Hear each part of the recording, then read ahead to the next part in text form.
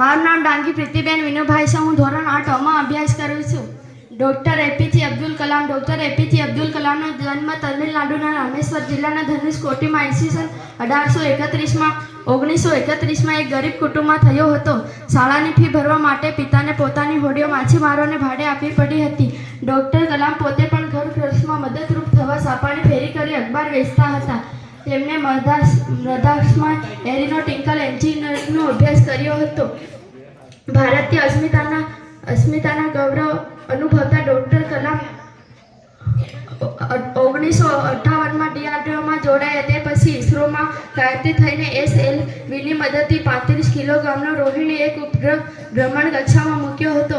તેમણે અગ્નિ, પૃથ્વી જેવી અનેક મિસાઇલો બનાવવામાં મહત્વપૂર્ણ યોગદાન આપ્યું હતું. તેઓ કુરાન અને ગીતા બંનેના ઊંડા અભ્યાસી હતા. તેઓ ભારત રત્નના ખિતાબથી નવાજવામાં આવ્યા હતા. તેઓ ભારતના રાષ્ટ્રપતિ પણ રહી ચૂક્યા છે. શાળા કોલેજમાં ભણતા વિદ્યાર્થીઓ સાથે વાત કરવાનું તેમને ખૂબ ગમતું હતું.